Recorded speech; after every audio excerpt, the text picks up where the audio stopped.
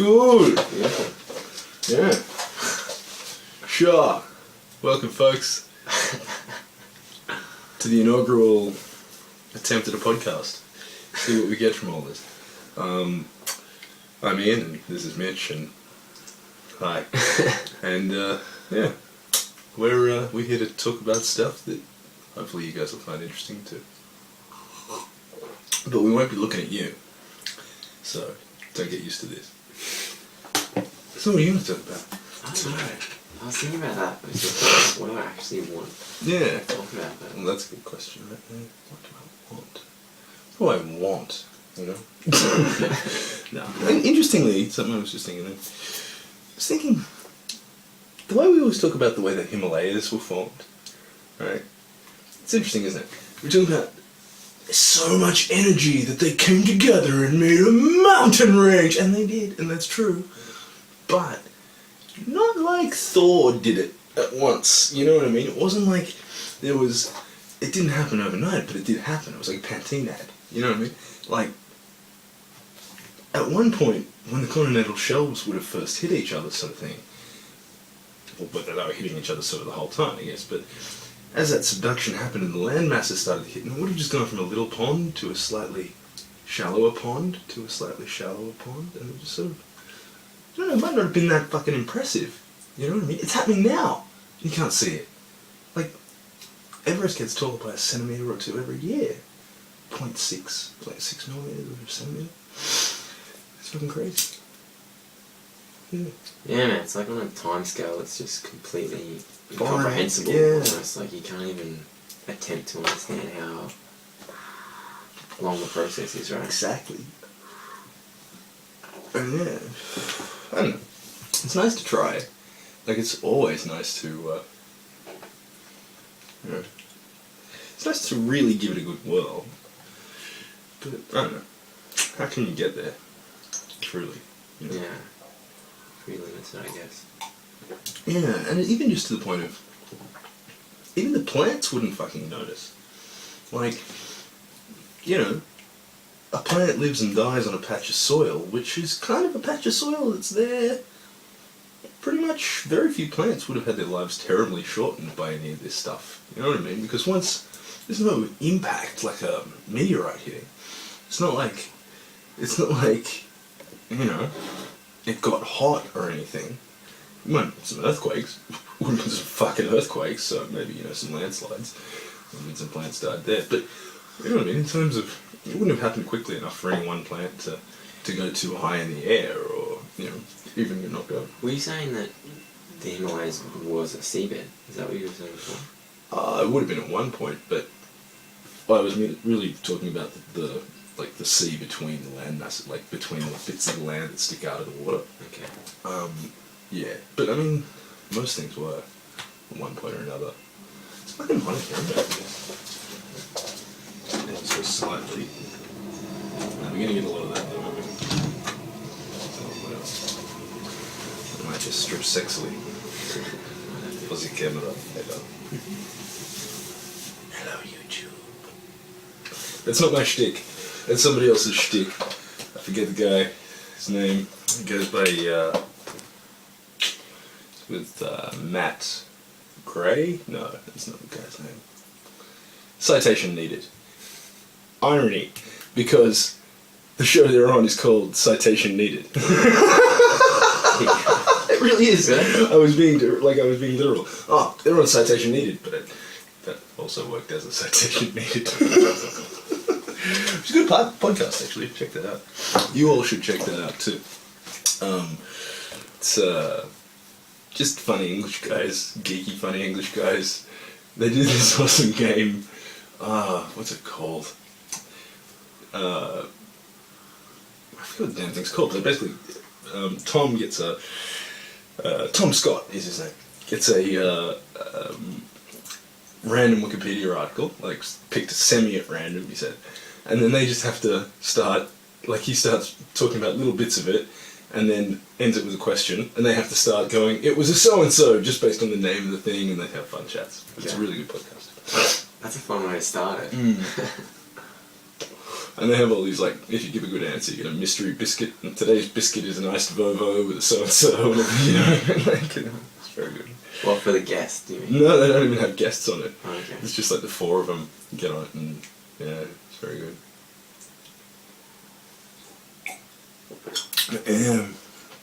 Yeah. See if I thing I saw this week. It was Tuesday. I only read about it today though. The Saudis are they're executing a guy for blasphemy this week. It's already get heavy early team, but I'm not going where you think I'm going to go with it. If you've seen any of the later videos,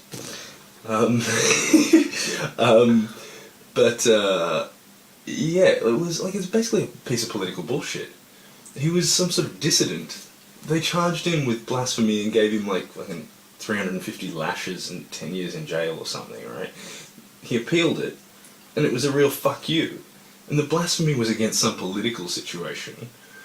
It's just like the politics and religion situation getting totally intertwined. That one could be a perfect example of, you see, Saudi Arabia, Islam, they got the way, beheading, blah blah blah. Yeah, it's also just all totalitarian governments on that one, you know. I don't know.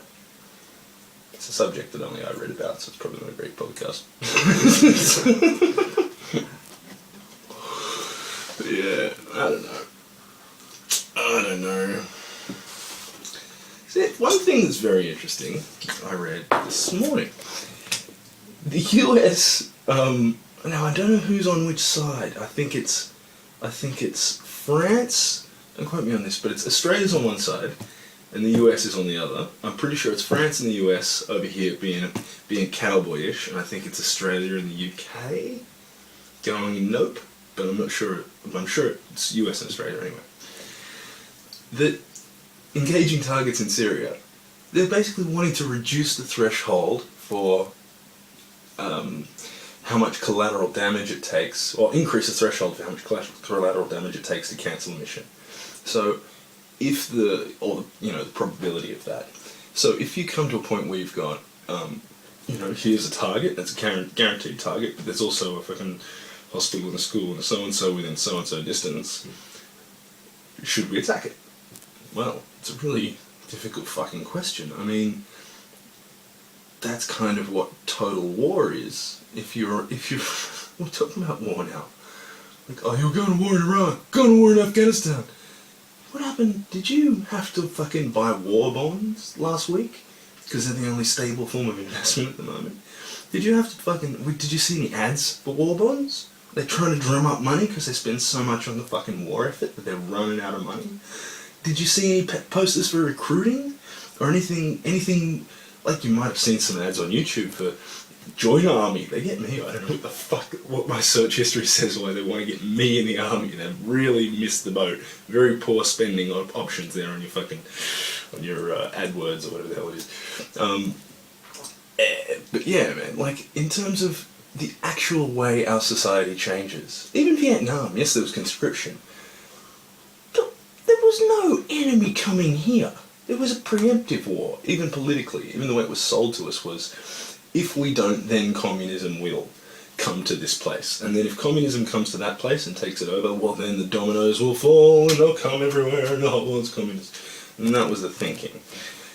Disagree. So essentially there wasn't really any need for the war. Like, No, it wasn't going Cambodia. to naturally happen. It just No. And it had to be, by it was a fucking mad conspiracy that got it to happen, a lie to the American people, the Gulf of Tonkin incident, where they said they sunk a warship, but they didn't. Like, they said that the North Vietnamese had sunk their warship, but they sunk it themselves.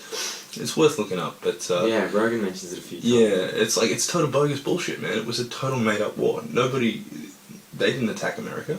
It was just bullshit to start some shit.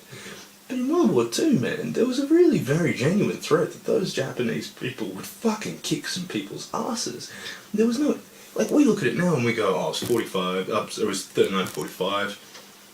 So what were they worried about? It was only 6 years. They didn't know it was going to be 6 years. They didn't fuck each other for 6 years. They were shit scared. Women didn't know whether their men would be around because of conscription. They didn't want to have kids. This is what the baby boom was. Man, the bitches went wild. They went, fuck yeah, they'll live. It's like, it'll happen. Let's have some fucking kids again, yeah. One, there were dudes weren't around to have kids, but one or two dudes slumming the suburbs. If all the women were catty while the men were away and still wanted to have babies, we wouldn't talk about a baby boom after they got back, because there were ample men. You could get 2 one-legged guys to service all the women in Melbourne, you know what I mean, and get them all knocked up. Never mind, you know what I mean? So, we don't see that, because people were fucking shit scared. They didn't want to have kids, they didn't want to invest in the future, they didn't know what that future would be. And they didn't know if those kids would be literally murdered at bayonet point in the next 50 years, 10 years, 2 years, 6 months. There really wasn't an end to it in sight in the way that we look back on it either. You know what I mean? Like, there was just, this could go on forever. They could take New Guinea. They bombed Darwin. They could have got Darwin. Now, shit, what if they just sit there for a while, fortify, build shipyards? Fuck, now they're attacking us from Darwin. Fuck, you know what I mean? That's the problem. Not, oh, they'll just attack from Japan and they were island hopping, taking every fucking island in the region, and it was a real problem, man. They had mini-subs in Sydney Harbour. This wasn't a distant war. This was here, you know what I mean? Like, but Afghanistan, I mean, I know a couple of blokes who went over there for a year. Not a bad time. You know what I mean? Like, some shit, obviously, but I don't think they would have told me the shittier end of things, but on the balance of it, they made good money, made good mates, had a good time. It was like a fucking crusade in a way, like a fun, weird sort of a thing, you know what I mean? Like a coming of age is a better way to put it, I guess, than a crusade. Right. But, yes, I mean, we talk about, where do we start this? Saudi Arabia execution. Right, yeah. This has got to be your job. But yeah, are we at war? I mean, when it comes to all these sorts of things, yeah, we're at war. We've declared war. Oh, Syria, that's right. New targets, how we conduct war. That's right. And the thresholds for collateral damage, civilian casualty. Yeah. So, yeah, when. So tell me about collateral damage, because like someone said it's that, horrifying. like Obama and the dudes that make these calls, like they know about collateral damage, right? Like they know that innocents will be killed by That's right. on the tail of And innocence. by the tens of thousands if you really do it. You know what I mean? Like if you really wanted to wage a war the way you need to wage a war to win one, not pussyfoot for 10 years, you need to kill a lot of fucking civilians. Look at Dresden. I mean, we talk about Hiroshima like it's the worst thing that's ever happened, and Nagasaki the worst, and they were, in terms of a single event, they were awful. And people died by fucking the tens of thousands. It was awful. But in terms of conventional bombing, the firebombing of Dresden was at least as many casualties. I just want to look it up just very quickly. But yeah, they destroyed that city. They took it off the face of the fucking earth with fire. Orchestrated this? The Brits and the Americans, I believe it was British Air Command, but it was a lot of American pilots were involved in the trips as well, because there was this thing called the Lend-Lease program where Britain wasn't involved in the war. I'm sorry, the US wasn't involved in the war, but they were lending and leasing pilots and planes and whatnot to the British to use however you want. Nothing to do with us. We're not in the war. Our soldiers are there, but they're the British. You know what I mean? It was that whole sort of hands-off, white glove policy. It didn't work. Obviously, they got into the war. But yeah, man, it was an absolute nightmare, and it took weeks. It was 10 days. I don't know exactly, but it wasn't a flash instant thing. It was a slow, sustained, methodical, hundreds of bomber trips, just wiping out every factory, every person, every school, everything, every civilian. Like it was not better or less awful than a nuclear weapon. It wasn't. Bombing of Dresden in World War II. You see, the next result is death toll debate. So this is between 22,000 and 25,000 deaths. And if we look at casualties from Hiroshima, it might be more. It might be quite a few thousand more. So that, I've never Yes, really okay, heard so about it's this. 150,000. So it's a lot more. It's an order of magnitude more. But it was a smaller city, I guess you could say as well. Point was that if you engaged in a sustained bitchy campaign to go around and physically bomb the shit out of an entire city, you can do it with conventional weapons as well. And you can do it with no regard for civilians just as easily. It just requires, you know what I mean? It's a lot more, you know, you gotta do maintenance on the fucking aeroplane while the mission's still, you know what I mean? It's just such a big deal. So, sorry, this Dresden bombing happened before Hiroshima. Yeah, yeah. So that's because this is something that I haven't really heard about. It was February 45, so not much before. So not much before. Are you saying that Hiroshima is talked as the really bad, awful thing that yeah, they did, and although but it's it not was acknowledged the first one? Is exactly, that the debate? and that the idea that because it was nuclear, also you got to remember that Hiroshima was a city made out of rice paper to a large extent, so it blew down relatively easily. When you see the pictures of the things, it's just stone building, nothing, and then stone building, nothing. That's just it's shocking. But that's not to say that they should have built better, nothing like that. People would have, huge numbers would have died from just the fallout and whatnot anyway. I guess what I'm trying to say is, if we think we're at war in Afghanistan, ask the people of Dresden what it was like to have the Allies at war with you. If we think we're at war in Syria, and we're still debating this, because it's not, it's at our door one incident at a time. It's not a nation state here with an army full of nation state motherfuckers. It's not the same wartime paradigm that we're used to. Mm-hmm. You can't turn up the notch on just a whole country. You can. We did. I guess my point is, we don't have the stomach for it to fight that kind of war, unless we were a heck of a lot more terrified, I think, than we are now. It's terrifying, but even if you look at the numbers, if a state lands here and imposes state power with the military, it's everybody. Everybody's got that to deal with. Our entire way of life's over. We may not speak the language here anymore. You know what I mean? Yeah. It's a massive everything. But if you're in a group of 20 people and there's one hungry bear, well, I got a pretty good shot here. I reckon I got 19 to 1. And I reckon I'm faster than most of you motherfuckers too. So I reckon I got better than 19 to 1. You know what I mean? That I'll get, even better odds than that I'll get the hell out of here. I don't know. Yeah, how did I get to that? What was the last thing? Rewind! But yeah, comparing how... Yeah, how into it we are, I guess, as well. So I don't know the specifics of what the guidelines are as to when you can launch an attack, when you can't launch an attack. But, this is exactly what Israel gets in trouble for as well. Hamas puts a rocket out one of its missiles. They call them rockets. Fuck, call them rockets. Rockets make them sound like you can make one down the street. Or they're homemade. They're not homemade. Some of them are. Some of them are just really shitboxy homemade things. Most of them are fucking little Russian surface-to-surface missiles that they import through some of the third-party motherfuckers. This whole the borders closed thing. They can seem to get Russian missiles in. Maybe they're mostly just these Russian design and they remake them there or something. But, I don't know, dude. They're missiles. Let's call them what they are. Rockets is what, Chinese used to put up in the air for Chinese New Year 600 years ago. You know what I mean? These are things designed to kill people.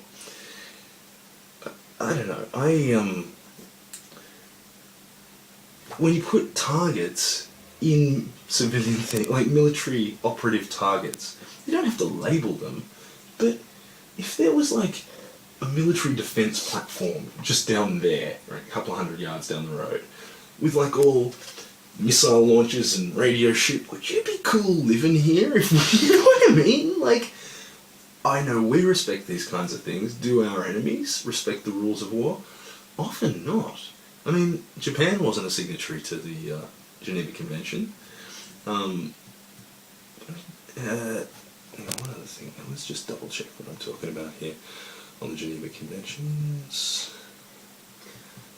Geneva Convention, is that like an agreement? Yeah, Okay. basically, we're not going to do this shit to each other. No matter how much we want your territory, we can't.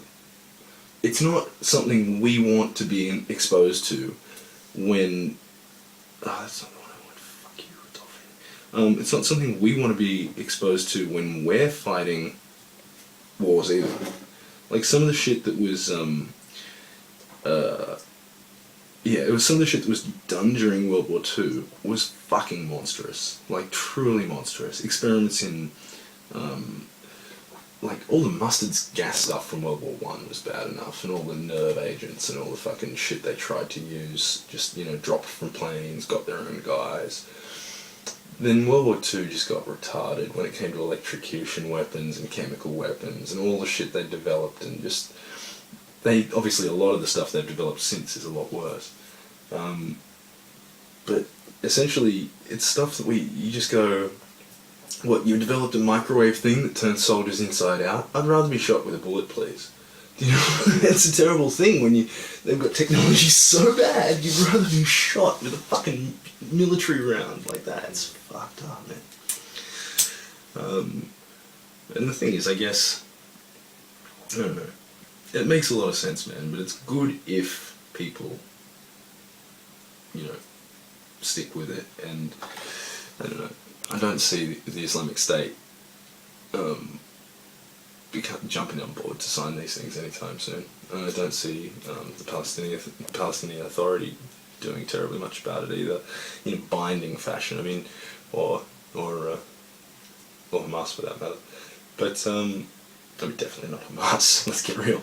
But, I don't know, the idea that we do have these rules and we go, no, this far, no further. And it does include some of the stuff on, does it or not? Sorry, just one second, I want to make sure I know what I'm talking about here while I've got it. Yeah, so it's don't fuck with the wounded, prisoners of war, don't fuck with civilians, don't fuck with shipwrecked dudes, you gotta pick dudes up out of the sea, you know what I mean? Like, you're beaten, you've got him. Don't you shoot him out of the fucking thing, don't be a cunt, don't fucking feed him the dogs, don't put him in the fucking... don't put him to work building your railroad, okay? They're prisoners of war, just let them sit down. It's their duty to escape, so you can't punish them fucking for trying to escape. They're still soldiers, okay? So you just leave them there. If they escape, they escape. But look, just don't worry about it. You know what I mean? It's like we're having a war, but it will end, And at some point, we'll give your guys back and you give our guys back, okay? Because we don't want you to fuck with our guys either. Like the shit that happened in North Vietnam, for example, is just... abhorrent, some of the stories you hear. But I mean, dude, what a terrible invading army the US was with Vietnam. I mean, God, how abhorrent would things be that we would do if invaders were here? You know what I mean? What kinds of man traps might I come up with? What types of terrible devices? If I was never going to be prosecuted, if it was a matter of if they catch me, they'll kill me already. Let's see what I can come up with. Let's see what kind of electricity shit I can do to a person. You know what I mean? Like, you could go mad, going, cool. Start with, we'll wire up all the doorknobs in the house with electricity, and then we'll fucking, alright, we'll booby trap it. So, fucked him. Alright, now when that goes, we'll make sure the thing falls down and gets him and fucking dead, right? There's a shotgun at the door. I don't know. Whatever. But you'd come up with the nastiest shit that no civilized person ever would. In the same way these dudes did, and like the North Vietnamese, man, they were, they won anyway. No one talks about this. They fucking won. The whole country's communist. Like, or was, I'm actually not sure what the status is now, but the Viet Cong kicked their ass out of the damn country, they withdrew and went, okay, there you go, have it, and it was communist for years and years.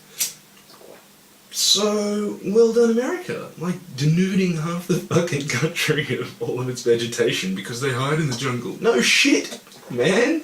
They're from here. You know what I mean? No wonder they blend in. They know how to blend in. You just, like, stand out like dog's balls eating hamburgers. Stoned out of your damn mind. You know? But yeah, in terms of what counts as war, I mean, Israel thinks that she's at war. I said she. I mean, it's a weird characterization, but I'm talking imperial, and I'm all very, you know, I've got that whole nation-state vibe thing kicking around. So, excuse my personification of Israel as a she. But as far as Israel's concerned, there's a war going on, and it's a real war that, while it's like if there was a 1 foot tall person who wanted you dead. Now, dude, or a monkey that knew how to use a knife and wanted you dead, right? I can stay in this car and you can't get me, right? Or you're a 1 foot tall person, I can just keep kicking you. I do have these knife-proof boots which are longer than a foot, so I suppose I could do this kind of forever. Can you fuck off though? You know what I mean? Like, I know that, like, the Palestinians are no threat. I mean, when it kicks off to the maximum level, 10 Israelis die, and all the sympathy to those Israelis, but that's genuinely the best you got. You know what I mean? It's like, and it's not a real threat, and that's why it's a David and Goliath situation, and I use that, you know, analogy very deliberately. David being the king of the Jews. Anyway.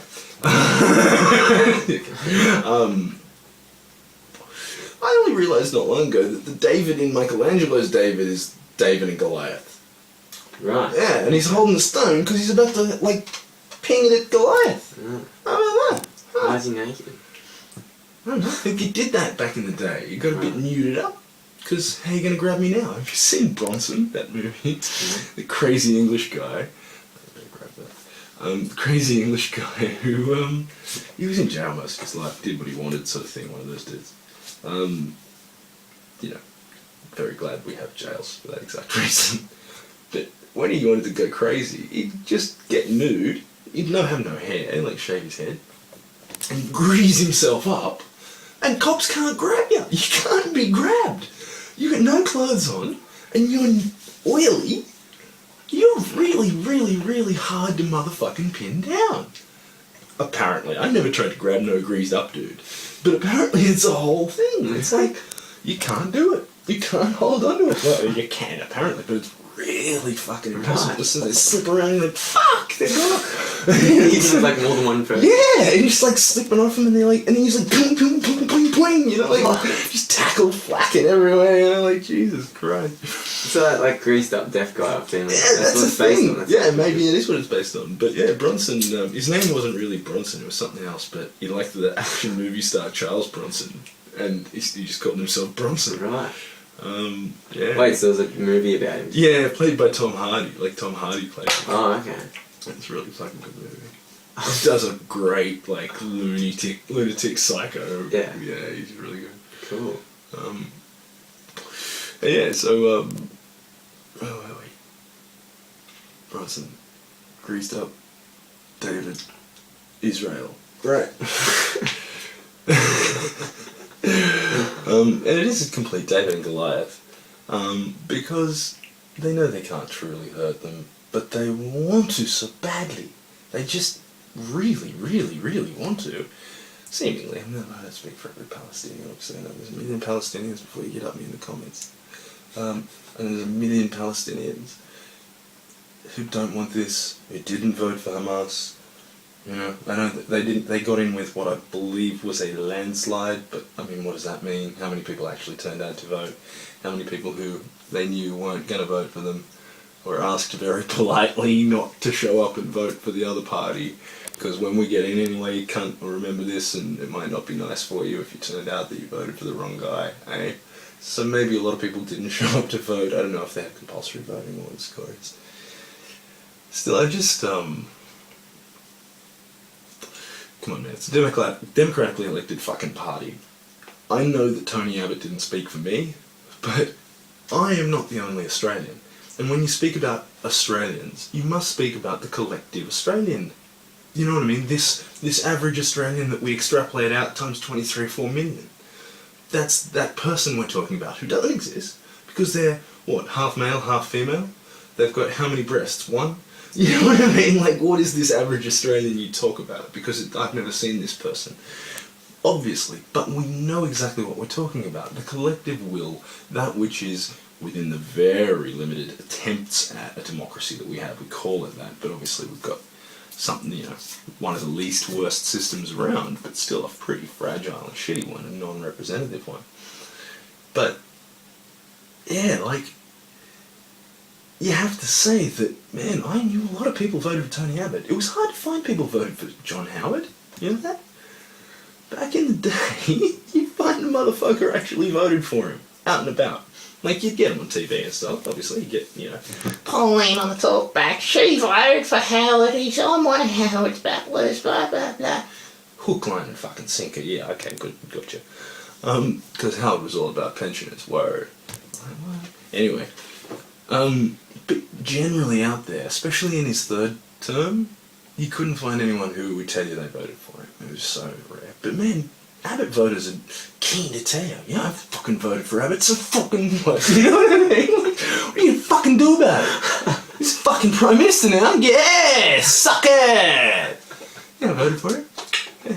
You know, like, and so, yeah, I don't know. Yeah, so I didn't vote for the prick, but I get that a lot of motherfuckers wanted him to be Prime Minister. Ditto Hamas. I know there are lots of people didn't vote for them, but the bulk of Palestine seems to have chosen to be that party represents the voice with which they'd like to speak. And heck, you know, the foot has spoken, Marge. You know what I mean? Like it's all yeah. That's what democracy means. It means you can say the Palestinians wanted this when they vote for this. So I mean, to me, I think it's totally fine to say, look, the Palestinians in principle would prefer that Jerusalem wasn't Jerusalem. Well, not just Jerusalem, I should say. Israel wasn't there, and Jerusalem was, you know, obviously, in principle, most people don't want. I mean, obviously, we're talking about Hamas is Gaza, and I'm conflating Hamas and the Palestinian Authority by bringing up Jerusalem. But essentially, we're talking about, you know, they're quite diverse, the Palestinian Authority and Hamas in terms of how stringent they are and in terms of their actual goals. But, I mean, in general, I think we can agree that they both don't want Israel to be there. If Israel could be moved to Madagascar or something, I think that you'd get Hamas and the PA to agree that that's a top idea, let's do that. So yeah, I think that said though, I don't know. I've actually chucked Madagascar around before. I just think they chose the worst fucking place for a homeland. You know what I mean? What did you do? Like, why Israel, man? Why there? Why didn't you just make Israel Rhode Island? Or organised to buy Tahiti? Or, I don't know, anything else. Any other part of any other chunk of Earth. I don't know. It obviously didn't feel like it was going to be this level of a problem because it's the Mandate for Palestine problem. This all goes back to World War I. People like to talk about all this. You see that standard map, you know, the area, and it's got the green sections are Israel and the white sections are Palestine, and the green sections grow and grow and grow. And it starts from 1948, then 67, then what's the other one they always use? I don't know. It's going to be 70 something, and a 6-Day War would be. That was 70 something, I think. Yeah, and then present, and you go, okay, but you forget what happened. How did we arrive at this? Okay, so the 48 thing. Let's tick up the way back when machine to end of the First World War. Treaty of Versailles has already been signed, and there was a thing called the British Mandate for Palestine, which the entire area, let's not forget, was known as Palestine at the time. It wasn't like they were just talking about present-day Palestine. They meant Syria and Turkey and chunks of Turkey, chunks of Syria, chunks of Jordan, or all of Jordan, I believe. Jordan was the thing. There was Transjordan, which on that side of the Jordan River, and you'd say now it should have been Cisjordan, but transgender, cisgender, anyway. Yeah. But yeah, so there was Transjordan. I think it was just Jordan or the Kingdom of Jordan or something. But the point being that they just divided this shit up based on straight lines on a map. And just, Jordan goes down this river and here. And it's like, yeah, but a people live there, and a people live there, across the river, and a people live here, which is what, 4 or 5 countries? And yet this country has 4 people in it? 4 different peoples in it? And it's just like, dude, you didn't think... I mean, we all try and live in this whole idea. Ethnicities don't matter, it's cool, we're multicultural. But in other parts of the world, we very much support this idea of this ethnicity deserves a homeland. The first one, Israel deserves a homeland. The Palestinians deserve a homeland. Okay? There was ethnic so-and-sos, ethnic Uyghurs, right? The Islamic dudes in China deserve a homeland. Ethnic everybody deserves a homeland, apparently. In the same way, what is the ones north of Iraq? The Kurds deserve a homeland. And Kurdistan doesn't count. I mean, I don't know. But and everybody needs their own damn homeland. Even Chechnya and what was the whole Bosnia-Herzegovina thing? These are all this whole constant thing of this ethnicity wants their own separate state for their ethnicity. It seems to be a very common human thing. But for some reason that's foul language, if anyone wants to do it, but we won't go there too badly. You know what I mean? Don't get me wrong, I don't think that's a good idea either. I think peeps can come from wherever ethnicity they want, do whatever the fuck you like. Yeah, why is it a different reaction? Rule for you guys versus us. Yeah. I mean, same as Japan. If you want to live in Japan, you can live there. Try becoming a fucking citizen. Nah. Try buying property. Oh, really? Yeah. I mean, you can live there, pay tax, but you don't need to vote or anything. Right. It's really, really impossible to move to Japan. Well, it's relatively pretty easy to become an Australian then, isn't it? It's very easy compared to, not compared to, say, Britain or the US. Australia's pretty hard now, compared to, it used to be easy compared to the US, but... So US is the easiest? No, US is pretty hard with the green cards. They don't let enough green card, working visas out, compared to the number of people who want them. It's about like that with Australia too, but it's not as severe. But, So what's the easiest country? I don't know. There's some that try and get you to come. There's lots of countries are really open about it and go, yeah, motherfucker, we need people, but I'm not sure. That's my understanding anyway. That's totally. We need people for our country. Yeah, I mean, we do that. Our population is net negative.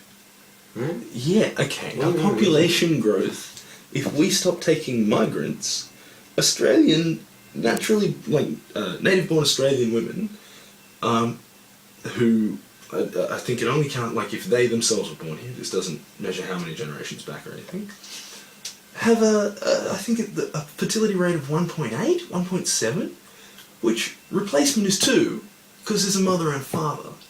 If you want to go forwards, if you want your population to increase, it's got to be 2.00001, or, you know what I mean?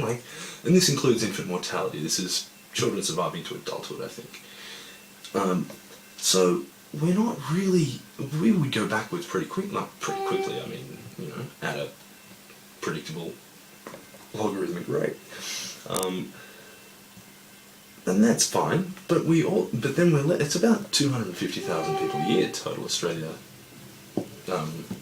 let's immigrate. And yeah, we don't really have any extra infrastructure. That's my only problem with it, dude. I'd have no worries. If we need to sit down and have a really solid talk about the carrying capacity of Australia in terms of its water and where we're going to put these people in terms of satellite cities and getting the damn place filled up a bit, filled in a bit. We've got 2 cities. 2, like, Perth maybe, that's out in the far reaches, you know, but what else is there? Brisbane, Adelaide, Sydney and Melbourne, dude. Everybody lives in Sydney and Melbourne. It's like 60% of the Australian population, I was reading in the Age the other day, live in those 2 cities. It's like, come on, man, I know it's not that high, is it? Oh, no, it is. Is it? It's not. Can't be. Because it's like 5.5 and 4.5, so it's got to be, it's like 10. Yeah, it's like 45%. So I don't know, what I was reading about 60%. Still, it's a lot of motherfuckers. And it's a greater share than London has for the UK.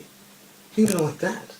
Like, you think of what proportion of people would live in London versus the rest of the UK, off the top of my head I'd say, what is that, 80%? 70%? Like, it feels like that's the only place. But it's down around like 30. It's like lower than Sydney and Melbourne.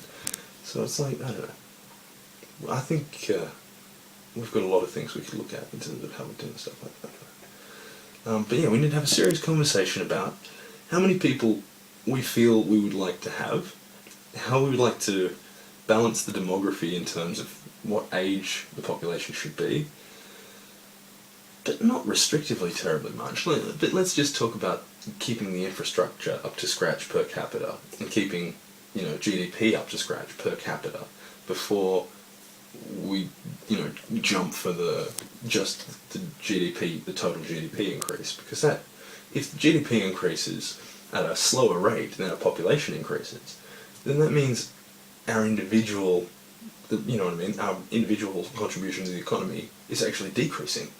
So we're either earning less, or rather we're spending less each, which, you know, usually ties pretty well to our standard of living. So if our GDP increase is lower than our population, you know, in real terms, this is ignoring inflation for a moment, then we've got a real problem, and that's what's happening, you know, because there aren't the services for this many extra people, and our economy's not moving quickly enough. This is sort of a way to keep the economy moving even at the rate it's moving. Like, this is a very delicate fucking science. You pull one lever, the shit moves to the left. You pull the same lever next week and it moves to the right, and you're like, get fucked with this stupid ship. That's the economy. You know what I mean? You're just like, can we choose what you're doing, please, people? I'm no economist, but that's sort of how I feel about it. It's just like, really? Interest rates today? You're doing that for this? Uh-huh. Okay. Alright. No worries. They've only got the 2 levers, really. Well, interest rates and, what's the other one? I'm out of my depth here, by the way. Economics is not my area. Yeah, you sound pretty confident. Oh, dude, I've been reading a little bit about it lately. Because, I don't know, same as the Israel thing, right? I spent years going, sounds like a pretty deep issue, bro. I don't know if I need to know. Nah, it's too much. It's too much. Nah. Now, if I have to start anywhere, how many wars? How many dates? You fucking kidding? You know what I mean? It was just that. There's that, trying to learn French, you know, fucking romance languages, blow my mind. If I'm hungry, trying to read a menu in French or Italian, I'll fucking get so annoyed. It's this particular thing. La pagliata vaca, fuck you! I just lose it. Bring me one in English. You know, I always want to say that. I've never said it. Where was I? Oh, I don't know, economics, right? Yeah, So I started reading a little bit about it. But it's just such a, I don't know, to my mind, you know, I mean, to me, it was originally described to be descriptive, but it's being used in a prescriptive manner.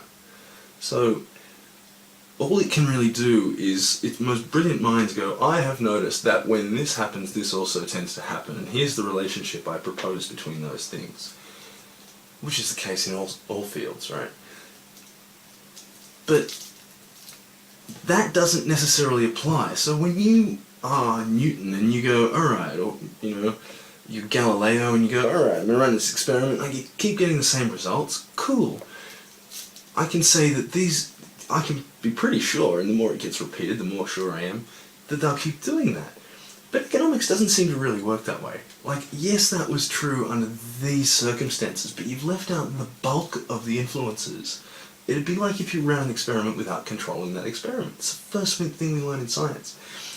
Okay, how do you run a fucking experiment? You go, I propose that this thing may be the case, I suggest that this may happen. I intended to find that out by doing this, right? And this is, I'm going to go control all variables but the one I'm trying to test. So if I'm Galileo and I'm trying to test if I was conducting my thought experiment and I was trying to design one with no constraints, and I go, hey, well, maybe I'll actually get a feather in a vacuum and I'll get a hammer in a vacuum, and I'll actually drop them, because that removes everything, and that can be my control. Then I'll go outside and I'll do it normally, or I'll do it inside rather. I wouldn't do it outside because, now we've got wind and we've got other factors. And that's exactly what we're trying to control, that kind of thinking. We're trying to narrow the things down that can affect it, except one thing, and then we move that one thing around, see what the fuck happens. And we put that one back, one other thing, alright, cool, we move him around, see what happens. Now we start to get a feel for how this whole system works. But that can never happen in economics. You can never sit down with a whole group of people and go, hey, yo, can you all not buy anything this week? How would you feel about saving every penny you have for a year or two, and we'll see how that works? How would you feel about just spending everything you have for a month? See how you go. Or how about this? We'll only do business on Tuesdays with left-handed people, and you know what I mean? Like crazy shit that you can't run on even a small group of people in any serious sense. You can play games with it, but nothing when it's real life. So it's a science, end quote, that can't run controlled experiments, and it can only work off real-world observations, which it picks and chooses which aspects it's going to observe based on the personality and usually, frankly, the political leanings of the fucking author, it seems. It doesn't seem like the kind of science where you go into it with an open mind and go, let's find out what we find out here. People seem to go in with an angle and try and prove that angle dogmatically, even in spite of other evidence. I mean, that's what you have to do in all sciences. You have to go in with a bit of an angle and a sort of a hunch. But when the data doesn't support that, you have to abandon it. And that doesn't... Economics just... These old theories kick around like a fucking old tin in a ute, just pissing you off everywhere you drive around. It's just shut up about it. You know what I mean? Like, haven't we... Can you not design an experiment then? Can you not run a better simulation then, guys? Like, you're not authorities, because every time one of you says there's about to be a crash, one of you says there's not. And next week you say, oh, interest rates are definitely going to go up, boys. Oh, no, interest rates are definitely going to go down, boys. Interest rates stay the same, boys. One of you will be right, and you're the hero of the day. Post hoc, one of the three has to be a fucking top bloke, and two of the three have to be fucknuts. Who are you going to be this week? I don't know. Hey, Bill, let's all cook up. I don't know. We're all mates, so you might be your turn next week. Hey, we all work for the same magazine. Hey, The Economist or whatever, Not The Economist. I don't know. I'm sure they're owned by somebody rich. And I'm sure they're lovely people, what with their, science. Anyway. The point is that, I don't think of it. I don't know. Did I have to say that climatology is somewhat the same? You can't collect all the variables. It's like if you tried to watch an apple fall from a tree, but you're only allowed to open your eyes like that. You know what I mean? It's like a reverse blink, just a little. Oh, what? It just hovers there. I just saw it there. Apples hover. Cool. You know what I mean? Like, all you've done is collect the narrowest little slice, and from that concluded, oh, there are no apples. Case closed. Or, whoo, apples are always right there. And we're back, ladies and gentlemen. Yeah, make sure we got that. Yeah, it's going. We're back, ladies and gentlemen. So, I don't know.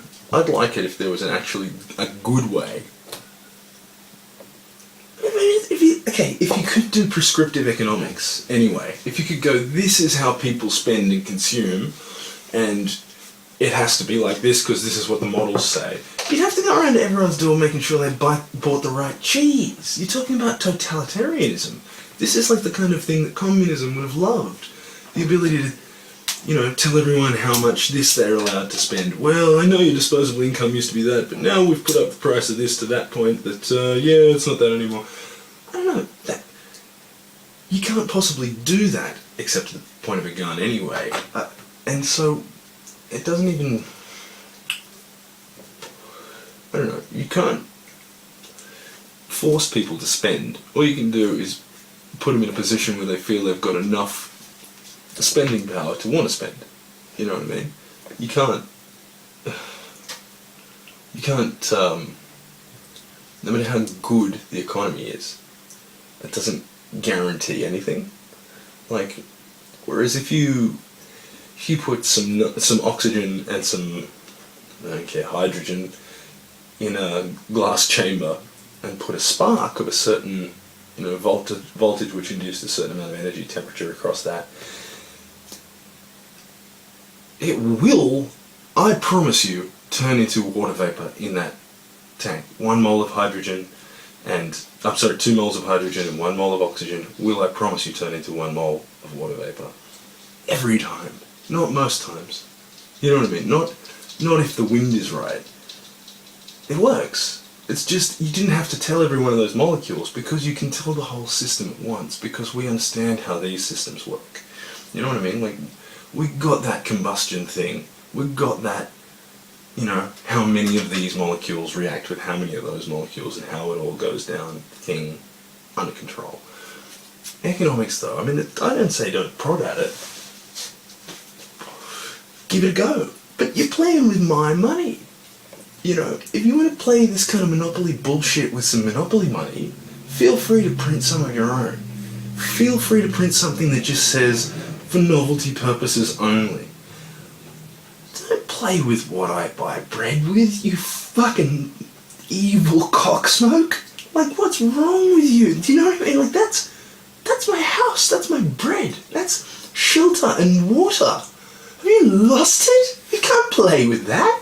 You've made houses so that people in their 30s can't start families, dude.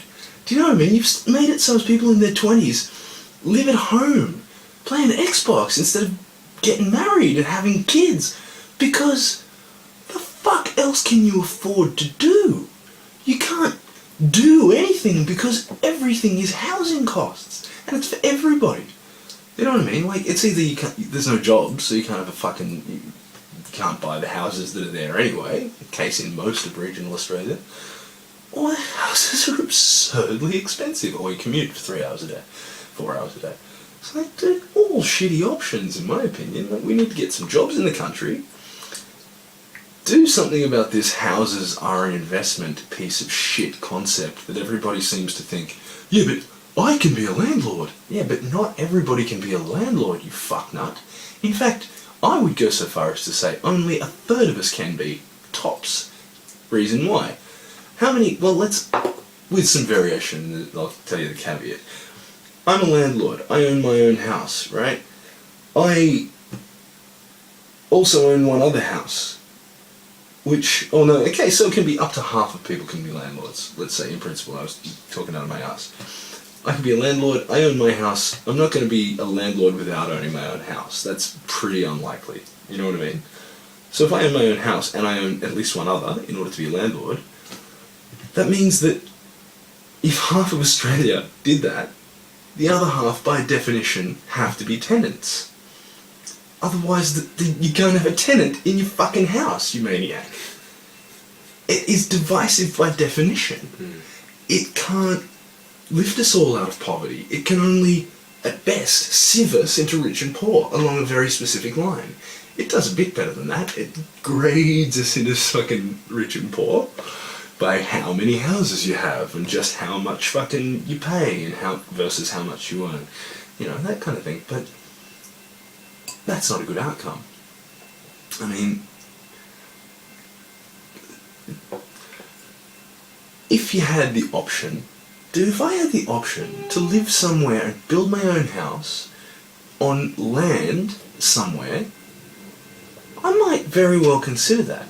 Just check out of this whole fucking thing and go, okay, here's a piece of land and there's just, there's no one in particular on it, and I can go do it. You know what I mean?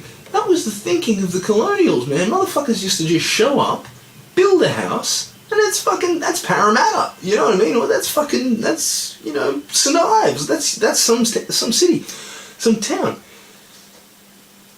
It doesn't really matter to them that someone sort of already claimed it, because bigger gun diplomacy.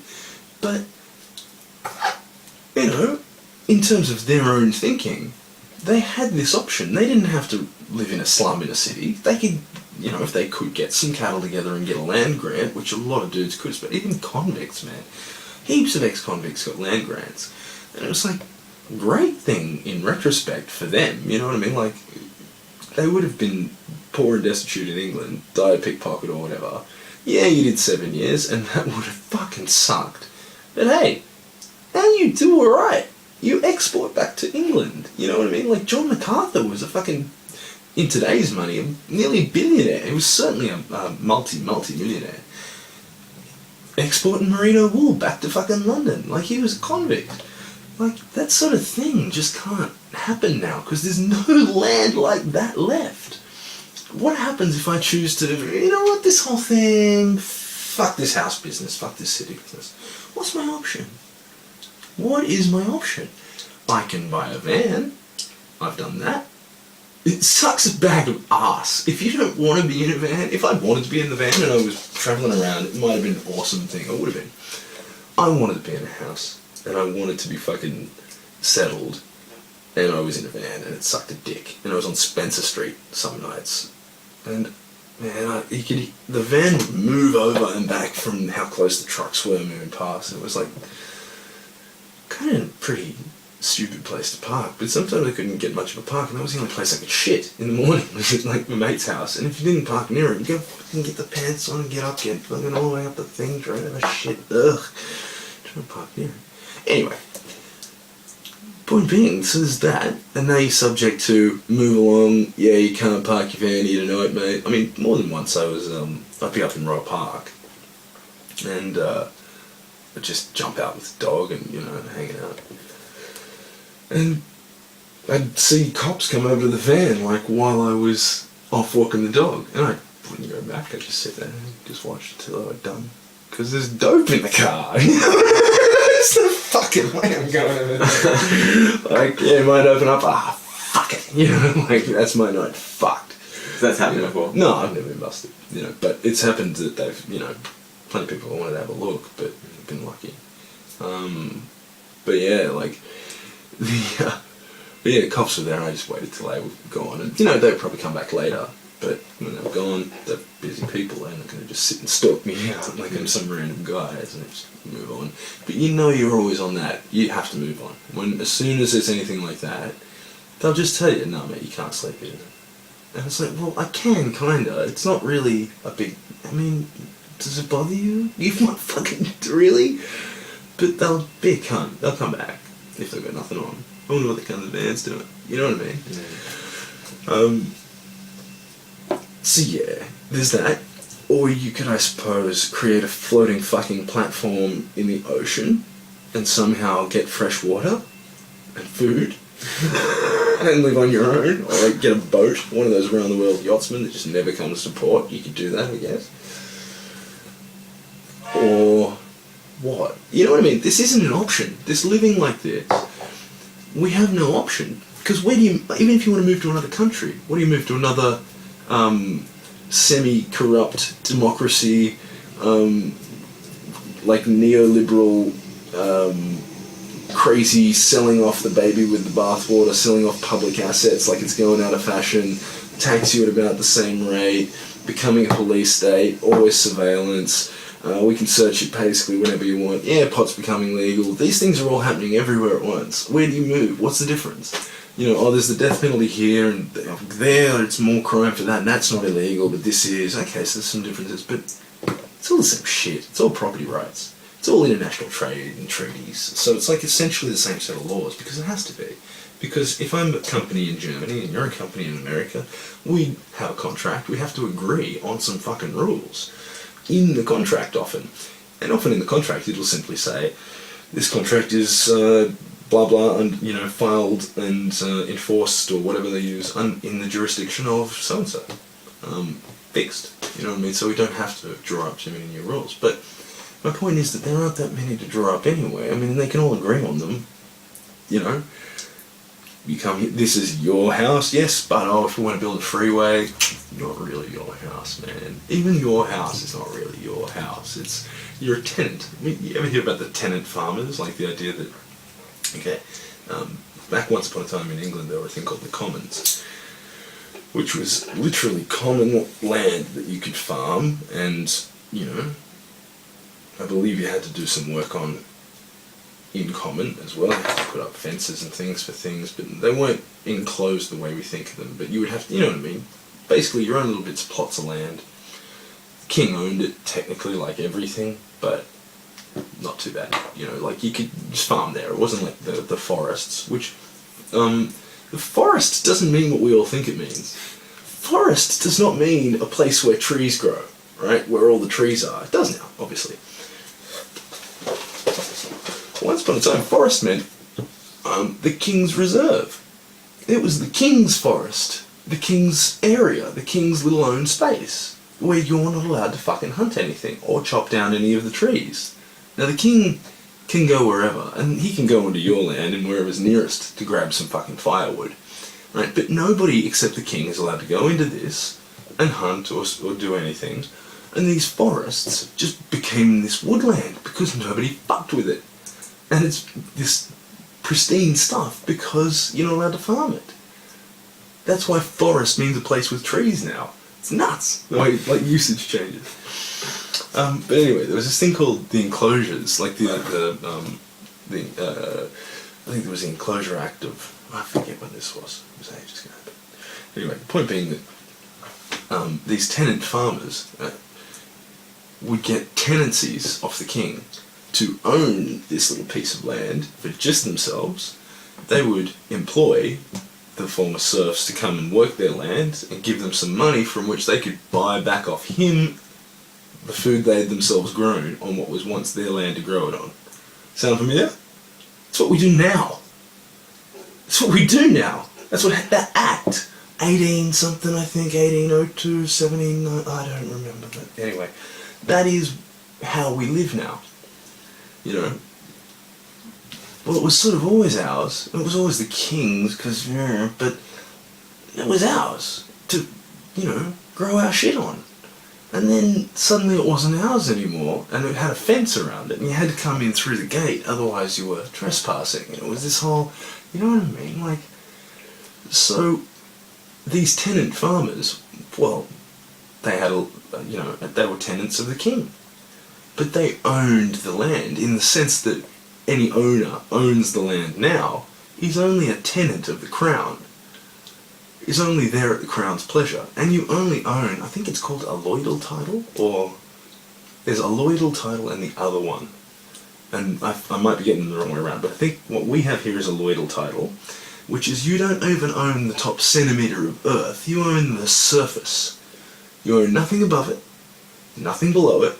You own the right to occupy the surface. And that's it. So if you don't own the mining rights, or the water that flows in any aquifers underneath you, if you don't own, you know what I mean, the solar rights or the wind rights, so if there was somehow some sort of solar plant or something that enshadowed you, if you could claim economic harm from that usually, but if a mining company discovers gold on your land, fucking, you're in trouble. You shouldn't mention it, because you won't get any money. They'll just buy your house off you at the market value. Thanks, fuck off. That's it. And they'll do the same to all your fucking neighbours too, because mining operations are not cheap to start, so they might as well start a bit big. If oil starts bubbling out of your property, same thing. Do not tell a soul, just get a bucket. No, that's a bad idea. But you know what I mean? Mining rights are not the same thing as the right to occupy land in terms of to live on it, to farm it, to whatever else. Yeah, and even owners are only tenants.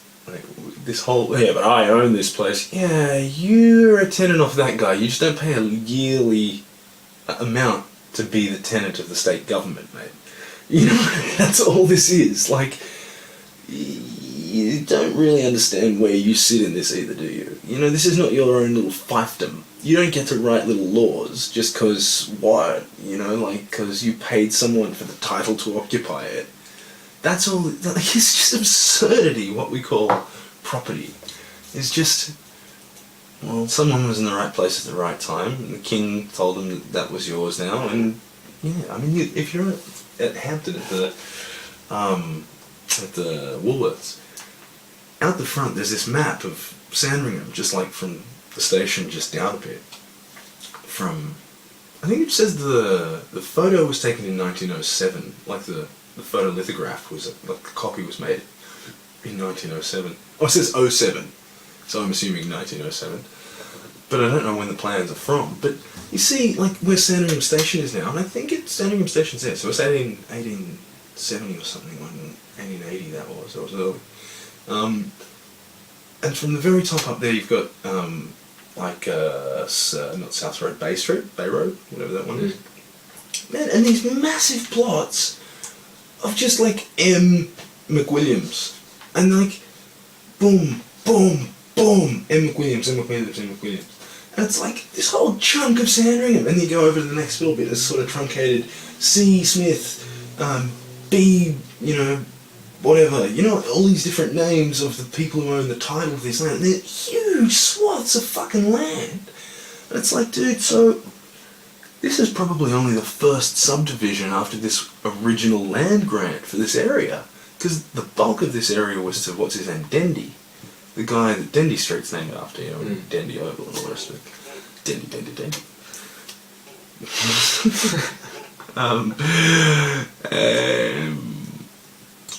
Yeah, and he got the land grant while he was still in England. Came over here, divvied it up, sold a bit, went broke. And I think went back to England broke. But yeah, he got it for nothing, and tried to get a well and a bit of a city centre going on, and like tried to make it a bit of a town. It didn't really work. But where the town is still where the town is. Like, I think it was Middle Brighton was where he sort of tried to make his town, and it's just like, but he didn't. What the fuck did he do for it? What the fuck do you mean he got it? What do you mean? So now, all these people who've paid all these other people for this right to occupy this land that he got for dick? What do you mean? I pay how much am I fucking what? To live on something that essentially people have just been occupying and leasing the rights out to other people along the way, subdividing, sell it on, for just this increasing from zero to something to bigger, until now we're talking about in the millions per little chunk of land, which isn't enough. This land isn't enough to feed the people who live here. Why would you pay so... You know what I mean? It is, if the city keeps working. But we need about, what is it, a hectare, 1.8 hectares each, if we want to farm in a sort of a reasonable, not too intensive way. And of pretty good land too, I might add, not the marginal shit. To not, you know, be eking out a living. You need a good chunk of land. Right, 1.8 acres. It's a good chunk, but this is not even a quarter an acre. This would be a, you know, sixth of an acre or so. It's like, man, you couldn't feed yourself on this. Like, you couldn't do it. It's so symbolic. You know, all of the lawn that looks like agriculture. You know what I mean? Oh, see, I can do the agriculture. I haven't become such a city dweller after all. This is just like a little country homestead. These are my crops, you see? Ha, welcome to my homestead. The fences are up because there are no neighbours. Ha ha ha. You know what I mean? It's like a fantasy. But, I mean, it's great. I don't mind this here at all. I mean, but it's just absurd. It's just so silly that so much money now goes into it simply because more people want it and are prepared to pay more for it. Because there are more of us, and we're not making any more of this land stuff, but we're not making new cities work for us either. Like, if, you know, people have been to go in Ballarat and Wangaratta probably might not like any of these policies either. This is the other thing. I'm sure those lovely folk quite happy with their sleepy little towns. A lot of them.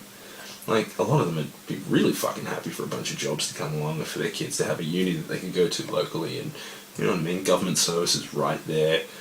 Good government services, not just the Vic roads, you know what I mean? Like, but the tax department, you know, a decent fucking 14-story building that houses the Victorian thing of the tax department's in Bendigo, as well as, you know what I mean, something like that. Why not?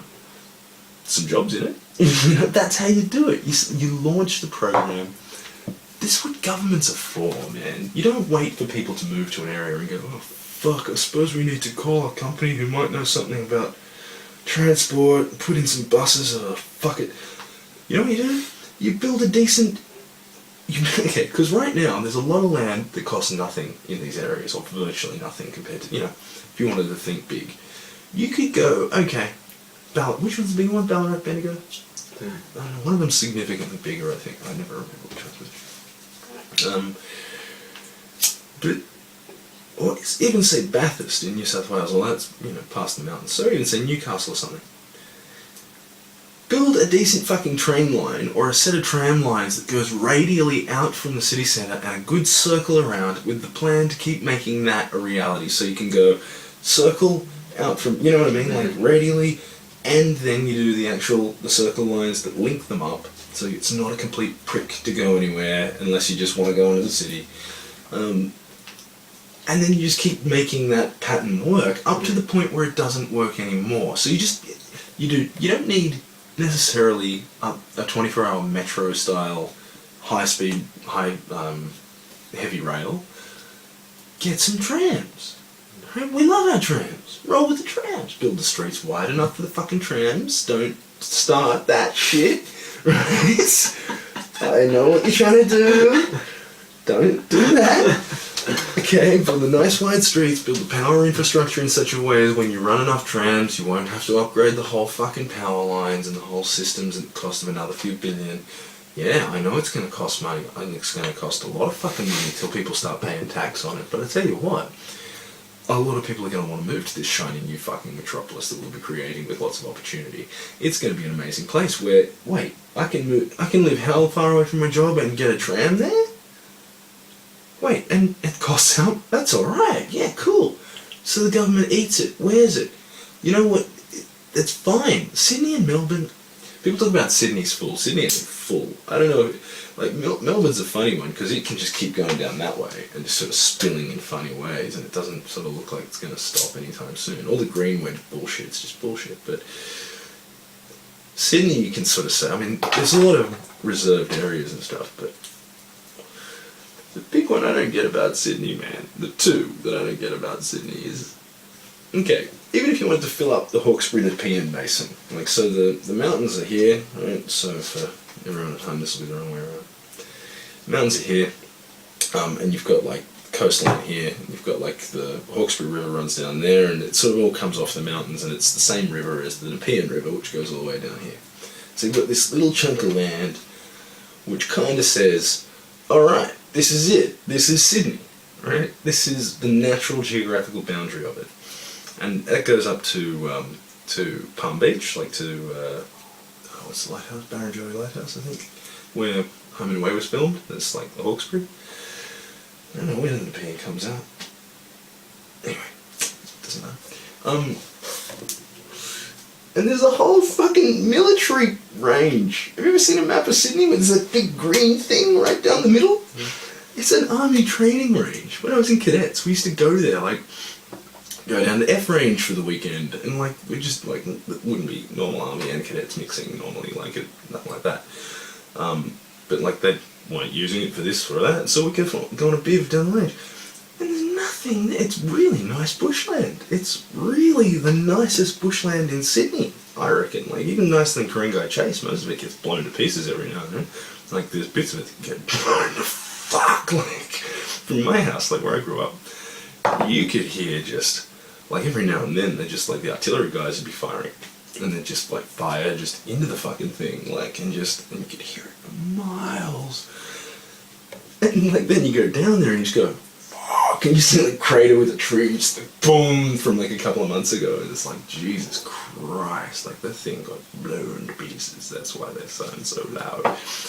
But yeah, man, like I know we need the army to be in Sydney, cause dude, I like them there. You know, the whole Holsworthy Barracks thing. It's nice. I know. But if the enemy invaded at peak hour, I don't know if you've ever been on the M5, Holsworthy Road. Oh, what's it called? No, is it Moorebank Avenue? Yeah, Moorebank Avenue thing. It is a nightmare. Like if the enemy invaded at peak hour, the army wouldn't get out. Like that's the classic joke in the area. It's like, well, how are you going to get the army to go? What are you going to do? You're going to have to get a bulldozer to bulldoze all these fucking cars out of the way first. It's fucking ridiculous. So that's common knowledge that... Yeah, it's like, it's the 2-lane, shittiest little fucking goat tracky road. And obviously they just close it. They say, get the fuck, nah. You know what I mean? Like, they don't piss about it. Like, there's a back way around that sometimes we're allowed to take, and sometimes weren't allowed to take, and all this sort of stuff. Like, it's a military base there, you know. But that's just the Holsworthy, like the Moorebank DNSDC, the Defence National Distribution and Storage Centre. That it's just a tiny little bit at the top. Like, but you zoom the fuck out, and it's like it goes all the way nearly to Wollongong. This fucking range, it's huge. It's like it's impossibly huge. It's like, dude, telling me Sydney's full. Like, there's a lot of articles about how, oh, we've heard it must have enough people in can't keep the sprawl. It's like, yeah, I agree in a logistical sense. But you know there's a big chunk of it that, you know, I'm not saying rip it down, but I'm saying let's talk about whether the army needs their training barracks there, like their actual thing right there. I mean, maybe they do, but move south a bit and have that bit, I don't know, it's right in the middle.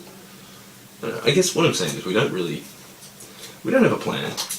We're reactive as fuck when it comes to how we actually live in our cities. You know, we just let the city grow in a sort of a funny old way. Like the Hoddle Grid in Melbourne, perfect example. Or the governor's plan in New York, that standard grid that we all see and love. Man, it's beautiful. But from Sydney, when I got here, I was like, oh, right. And people are trying to tell you where things were, and you're like, dude, I know where all the streets are now. You know, the main ones. Like, sometimes the ones you go, you know, it's like, oh, little so-and-so, and that's next to so-and-so. I'm like, dude, I know the pattern. It's like, and they're squares, yes, and every couple 100 meters there's another one, yes, cool. Whereas in Sydney, it's like, street, ooh, one goes that way, cool, and you follow it, but it doesn't, it goes up around there, and you're just like, oh god, where am I?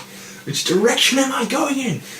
And it's cool, but it's very, very easy to get around places like Melbourne and New York because before there were enough people to warrant doing it, why would you make Collins Street or King Street fucking nearly, 120 metres wide or whatever they are? No, it wouldn't be that. They'd be 60 though.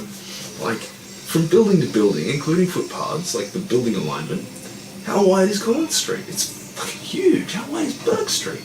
That's not a street, that's an arcade avenue thing. Sydney streets are like twice as wide as this room, a lot of them. Like, and then footpaths, so obviously I exaggerate. I'm not comparing like with like, but even comparing parking, 2 good lanes of traffic, tram, you know what I mean? Like, man, and the tram stop itself as well. It's not trivial. There's a really wide streets here. And somebody bothered to make the streets wide enough that we can still use them effectively today. Not like George Street. Dude, it's a fucking joke in Sydney. Pitt Street's worse. You just can't use them. Like, you can't use them in the peak hour or anything like that. Like, people who need to use them make it clogged. People who just kind of want to would just ruin everything. Like, I don't know. Whereas Melbourne, I feel like people still just jam through King Street. Get on the Kingsway. That's part of their daily trip, although they're not going to the city. Like, you know what I mean? Like, you don't necessarily bypass the city in your journey. Although mostly you do now with the way they've finished more of the freeways and stuff, I guess, since I've been here and driving much.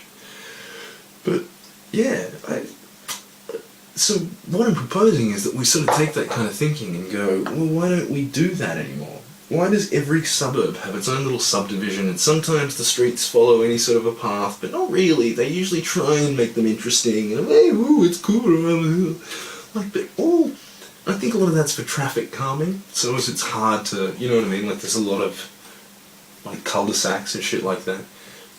But what we're guaranteeing is in the future, when the density of that area rises, and it will, because, what, are you joking? You know? What are we going to have? The nastiest little series of fucked up U-turns and cul-de-sacs, ambulances can't get through, or, when it's expensive enough, and we'll wait till it's expensive enough, we have to buy the house that sits where the two roads don't go through anymore, because we sold it ages ago, for cheap. Now we have to buy it, and now it's expensive. Probably should have kept it and left it as a park, dickhead. And then when we need it, we can have it. Like, there's all these reserves all the way along up near Preston and stuff, and Reservoir. If you follow them, like walking the dog, like they go up to just like random spots and for miles, like just here to the fence, like 4 meters of just green, nothing on it. Cross a road, just fence, green. What the fuck is this? Department of Water, Reserve Byway, number blah blah blah. That's like, so they know they're going to need a water main under here, or there is one under here now. I'm not sure which is necessary. You know what I mean? But they've either buried one already, or they know they're going to need access at some point, so they buy it and they keep it. The railways do the same thing. The same reason that halfway along most railway lines, I don't think this one has it, but there'll often just be another chunk of land, just sort of not in the railway fence or inside the platforms or anything, but there's always a little park all the way along it. Even like the Port Melbourne tram line is a perfect example. There's park all the way along next to it, because they thought, we won't sell that for houses, we'll leave it as park now, but we'll call it a railway reserve, because one day we might need extra fucking lines on this railway. She could get real busy. It was Port Melbourne it was going to. That was the port, remember? And it was a train line to the port. Like, it was a big deal. So they kept a little bit extra for later on, because they figured that'll keep being the port. They didn't know about containers. But they future-proofed it the best way they could. We don't future-proof shit anymore. We build a bridge, 2 lanes each way. Dude, why would you do that? How much harder is it? Maybe it's a lot harder. I'm no civil engineer. But in principle, maybe it's half as hard again to build twice as wide a bridge. Do it for the future, man. Don't be a cockhole. Like, the Sydney Harbour Bridge is like 12 lanes. It's fucking stupid. It was built in 31 or 33 or something was finished. But somebody thought, you know what? This automobile thing's gonna catch on. Somebody actually, you know, like, how much traffic would you really think there'd be in the 30s? And I think it's 2 rail tracks, and I think 4 and 4 to be genuine. It's not 12, but it's 4 and 4. Like, you know what I mean? Across a fucking big ass bridge. It's the widest of that kind of bridge in the world. And I missed being the longest because one in America beat it by a few feet or something as well. But stuff like that, I think we really need to have a little think about what we'd like things to look like in the future, and then work towards them. Like, set goals as people, not an election cycle worth of goals, but goals. You know, like, really and truly make it something that, I don't know, the Australian dream is just, you know, the Australian dream narrative thing we all get sold, which is incidentally identical to the American dream. Have you ever noticed that? You watch enough American TV, the American dream is exactly the same as the Australian dream. I thought the Australian dream was supposed to be some sort of specifically Australian thing. No? That's why it's the Australian dream, not just the dream. The earthling dream, the human dream. No. It's exactly the same. House, picket fence, 2 kids, car, solid job. Like, really? That's the dream? Okay, alright, cool. And it is, because that's the best we've been able to do for so fucking long. Getting a house done, and getting a comfortable family with a house and a car. Dude, if I had those things cracking That'd be insane. What an amazing situation. It is a dream. It's something we can barely dream of because we're so far from it. But that should be our minimum standard in a sense. We should, if nothing else, work towards that idea that, I don't know, not we should all have a fucking Holden car and eat meat pies. Obviously, I think we need to update the dream. But one that's a little bit more, I hate to use the word aspirational, but goal-oriented.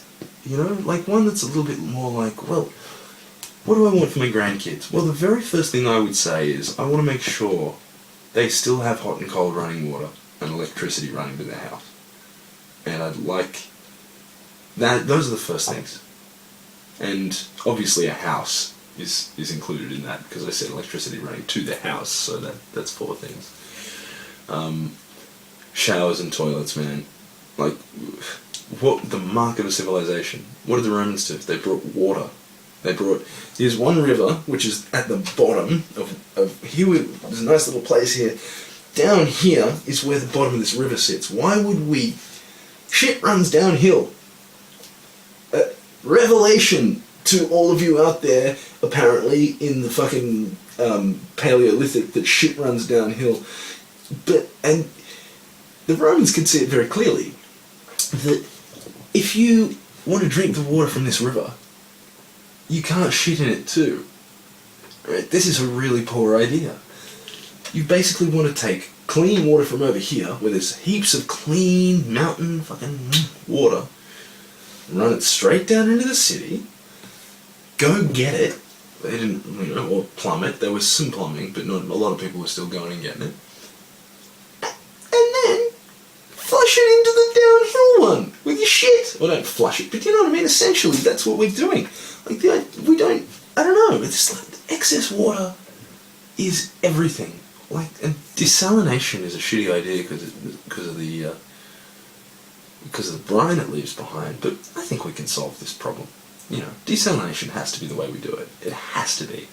Like, the reverse osmosis thing, I'm not 1,000% clear on how it works, but I know it's supposed to not taste as good as when you just desalinate through, like, distillation, when you just boil the water and let it, condense. That doesn't taste like shit. It tastes beautiful, like nothing. Like that old, tasteless, odorless substance, water. Like, yeah, I think it has a taste. But water doesn't, and we just forget that. But, so there are issues with it. But this whole idea that, that we talk about, we're going to have water restrictions. Okay, temporarily, that's fine. That's no worries, couple of years. But, don't bitch about the desalination plant, man. I know it hasn't been used. Great! That means we haven't had to use it. I'm very glad it's there. Okay? I know it's more expensive. But hot and cold running water and the excess of water and the ability to water things when I want to, including myself, and have as long a damn shower as my body damn needs right damn now, that's civilization. That's what we're in it for. Not for numbers in a bank account, surely. That. Soft, nice beds for everyone. Showered like a king. Only the kings of old could imagine anything like a warm bed with a not drafty room, no servants or anything, but you know what? Microwaves are pretty fucking good. Fridges are pretty amazing. You don't have to bring ice from anywhere. You don't have to keep getting fresh stuff everywhere. It's just right there. Yeah, last night's leftovers, no problem. There's a lot of problems with what we do. But as long as we keep in our mind that there are a few problems that we really, really solved a long time ago, so much so that we don't even think that they were ever problems. That sanitation thing. Never mind is it still a problem. It's a problem, a couple of thousand k's away. You know what I mean? The third world isn't that far away, and we don't use that term anymore, but you know what I mean. It's so I don't know. We forget how much we've got in terms of that sort of thing. So what would I want for my grandkids? Definitely hot and cold running water, soft beds, warm beds, houses, But that's just simply the minimum. What do I actually want for them? Well, I would like it if we as a species and as a culture could work towards the idea of maybe we don't make people do things they don't want to do. In terms of, maybe if you would like your vegetables cut up for you, compelling someone with being homeless to cut your vegetables if they don't want to kinda sucks. Maybe you should cut your own vegetables. Do you know what I mean? Like something like that. I know that has very broad implications. But then we could get to a sort of a situation where, heck man, I'd be very happy to do some maintenance on the machines for 15 hours a week. That's fine. You know what I mean? Like, if machines will need maintenance for the first many generations of the automated things that are helping us, maintain some machines for a little while. But I'm not going to maintain them 50, 60 hours a week so as you can not do any fucking work, you fat cat shithead / shareholder. Like, you know what I mean? This is what we should be working towards. Sustainable cities powered largely, to start with, and exclusively in a not too distant time frame by completely renewable energies. How much fucking sun do you need to hit a continent before you go, yeah, that's all energy that we could use for ourselves and not have to buy it off the Saudis anymore? You know, like, we wouldn't have to, I don't even know what the figure would be, but it's easily quantifiable. I mean, you just have to work out the, land area of Australia that you could feasibly, need to plaster with some sort of a, it doesn't need to be photovoltaic either. We need to get a bit better technology than that. But yeah, something like good clean energy, not working too much, working out some way that we don't have to, I'm talking about world peace and bliss, but of course that's what we should be working towards, generally. We shouldn't really be working towards, trying to decide how not to offend each other. We should really be trying to get on with this game together. Like that, I don't know. Feels like two sides of the same coin, perhaps, but...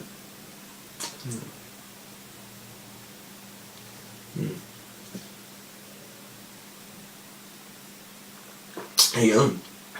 You look tired. No, I'm good. How you doing? Pretty stoned, actually. Yeah. It's working out.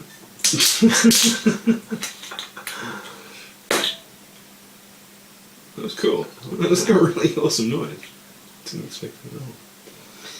I'm not sure if this arrogant frog stuff is actually French, or if it's some sort of a poke at the French. Let's find out. Arrogant frog. Yeah, that's the name of this wine. It's gotta be a poke at the French. No, it's from France. Sud de France. Oh. Does that mean south of France? Must. Sud it's Germanic-y, like that's south in Dutch. I don't know if it is in German. Or is it Zud? I don't remember anything. Zud? Holland? I think is the... it's made in France.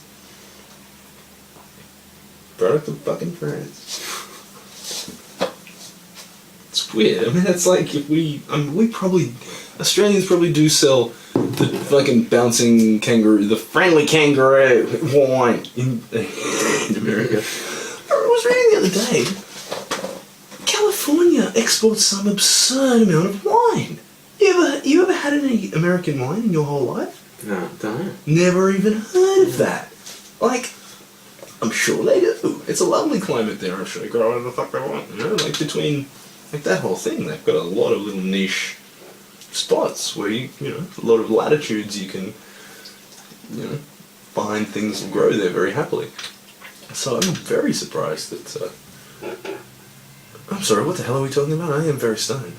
California wine, man. California wine, yeah. I'm not very surprised at all that there's lots of nice little spots to grow. The grapes, Hans. This is why we want Paris, eh? Because we do not grow the grapes in Berlin.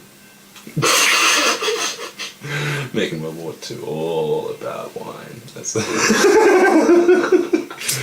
why we go to Poland then, eh? They make the best vodka, eh? Come on now, let's go over there. Come on, boys, and let's go get Fritz, eh? Go get Jenny. What? How about you? Come on now, you go support our boys in uniform. I'll be off fighting Jenny. Fucking hell.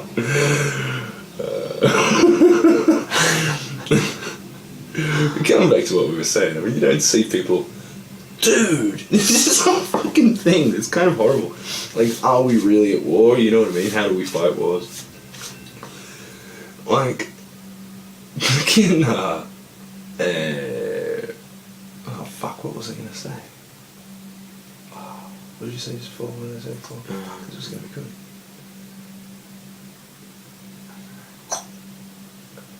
Wow. Germans all about wine. Poland, they're the best vodka. They don't really. French have good vodka too, actually. Oh, yeah, Grey Goose is French, is it? Or is Grey Goose Polish? Belvedere is French, that's right. Yeah. I forget what I was talking about. Fuck it. Fuck it. They're getting a bit slippery now, the thoughts, aren't they? Yeah, they do. They slip away. Yeah. They slip away. That's alright. This is, it's been pretty tight. It's been a pretty tight rant. Yeah. It's been fucking good, man. Thank you for just letting me roll with it. Yeah. I think that's all I can do, man. Yeah, that's alright.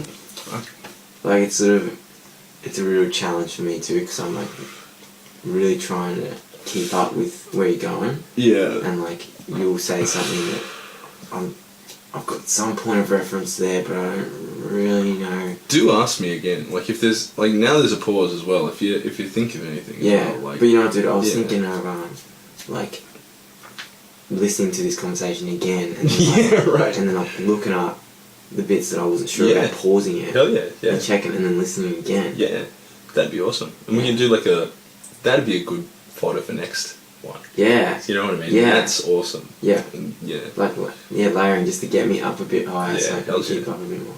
It's like, yeah, this is good. Because, I mean, it's weird, isn't it? Context. How context matters for so many things. If I set up these cameras in here on my own and just said these things, if I could have, like, assuming that without, you know what I mean, without the questions you'd asked and the things you'd said, I could have said those things, which I probably would not have. It would be weird to do. In the absence of me even being, in the absence of me otherwise failing to do it because of the context being different from that reason, the context of, you know, you specifically, the context being different of no one versus someone is enough to make it not happen at all, rather than just change it. You know what I mean? It's like, why couldn't I just stand here and talk? I don't know. Why do we converse rather than just speak to the air? What? You know what I mean? It is, and why is it so incredibly difficult to just speak? Questions for next time, folks. Yeah. But if you have any questions, please feel free to leave them in the comments over there. I hate when they say the comments below. Do you hate when they say the fucking comments below? The comments haven't been below in YouTube since fucking 9 or something, man. It's coming up on 6 years or 7 years since they. Yeah, they are, aren't they? Maybe they are on the desktop thing, man. But on every time I watch YouTube, it's on this, and the comments are over there. Oh. And maybe it is on desktop. Yeah, desktop is definitely below. Okay, there you go. So you're just saying, I'm a mobile user, folks. I come in it from that point of view. Some of us value our time on the road a little bit more than our time. It's not true. My computer just died. So as you all know. So we had a little quick break there, but we're right back here with more cash. Yeah, Fritz. Yeah, we go get the wine, eh? Go to the place where you can get the wine. But yeah, so I'm not surprised California has a wine industry, but damn, who the fuck knew? Like, That's just like... It's huge. It's like, okay, French wine. I've seen Spanish wine, which feels fucking weird. I mean, what does Spain really make? I guess they make cars. They make stuff. They used to, anyway. They make cars. I don't know. Anyway. Yeah. But coming right back to the start of everything as well. I mean, yeah, talking about where the start history, like with the mandate for Palestine, the British mandate for Palestine, which, you know, then everyone draws it, you know, if they go, okay, 1947, I think it was 1947, creation of Israel, then you've got 1948, where all of Israel's neighbours, it was not long, it was like weeks after the country was like founded as a country. It was like December, January, or November, January or something. Everybody invades them all at once. Like just, hey, fuck you. This is the war in 1948. Jordan, Egypt, Syria, and Lebanon. Or maybe not Syria, maybe there wasn't a Syria at the time. I think, but definitely Lebanon. All went, hey buddy, fuck you, new country, right? And they went, hey guy, fuck you. hey, fuck you. Ugh. You know, it was closer. I did a German, I can do a Jewish guy. That's alright. As long as you get everybody, yeah. Yeah, like, so then they go, hey, you know what, buddy, fuck you right back. And they go, well, we had this much land, but now, you know what? We got this much land. All we need for you to do is just recognise our right to exist and just be cool. You can have the land back. And they go, hey, you know what, buddy? Fuck you. You don't have any right to exist. We don't recognise you. We're gonna wipe you the fuck out. Fuck you. And they go, oh, you can't have the fucking land back, you fucking douchebag. Alright? Cut to blah blah blah blah, and there's a lot of blah. 1967. It happens again. I don't remember exactly. My history gets shady here. I did look strongly into it, right? But my history gets shady. There's one war in 67, then there's one war in the 70s. One of them's the 6 Day War, and I think the one in the 70s is the 6 Day War. And one of them was because Jordan, I believe, started just taking more water from the Jordan River than could be, you know, than Israel, left Israel too little to survive. And so they went, hey, fuck you, buddy, you can't take all our water. And they went, hey, want to fight about it? And they went, yeah, right, I guess.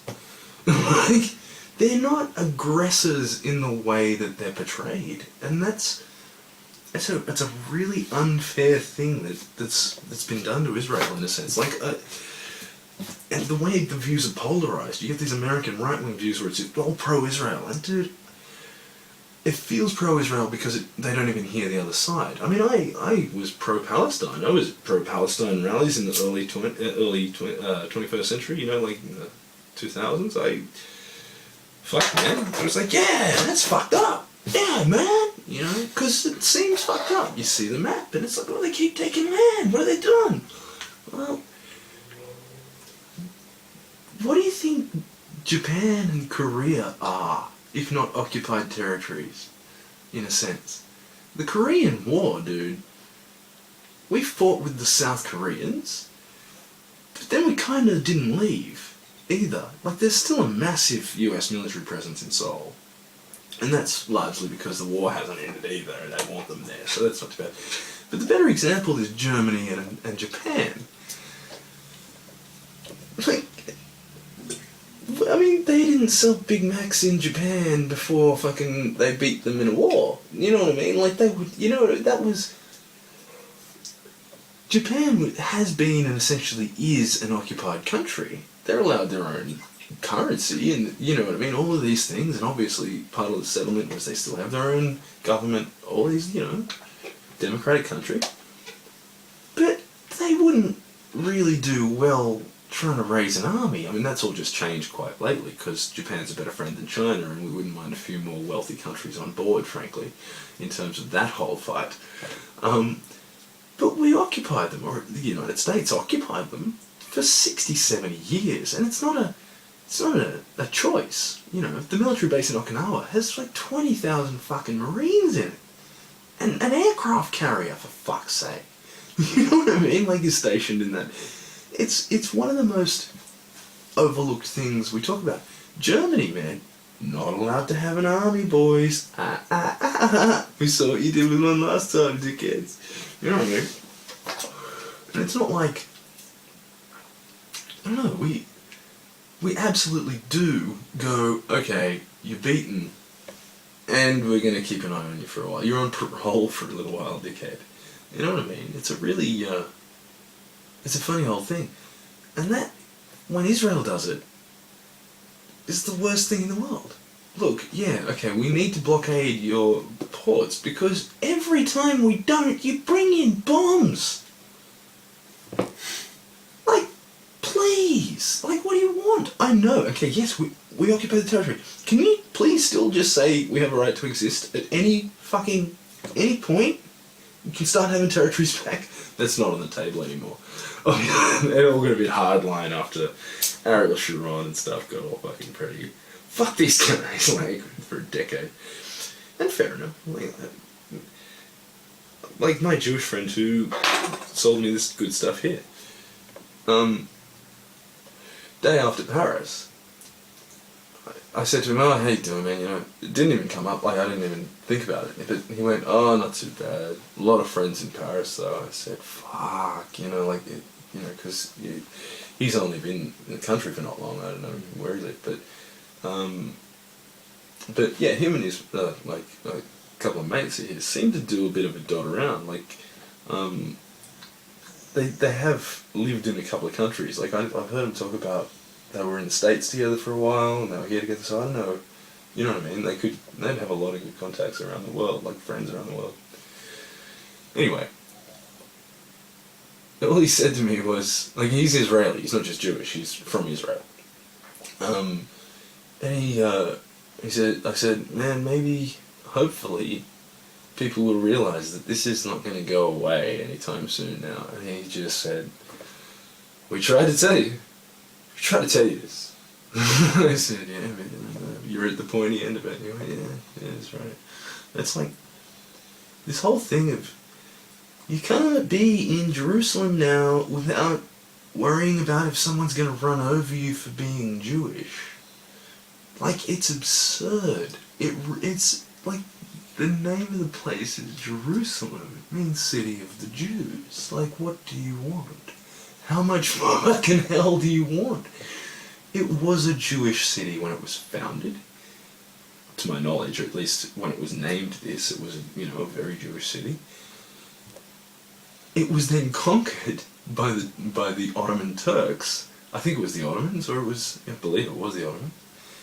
And it was like this simplifies a lot of history, but in the long story short, the Temple of the Mount that was there was replaced with the Dome of the Rock. It's a beautiful fucking building. It's a mosque. It's a fucking gold-topped motherfucking building. I'm glad you don't like to show ostentation, motherfucker, because one might get confused. Anyway, yeah, like, and there's one wall, the western wall, or the Wailing Wall, of the old temple left. But it was a Jewish city that was conquered by an Islamic caliphate, I guess is the term we like to chuck around now. No, that's not accurate. I mean, an Islamic,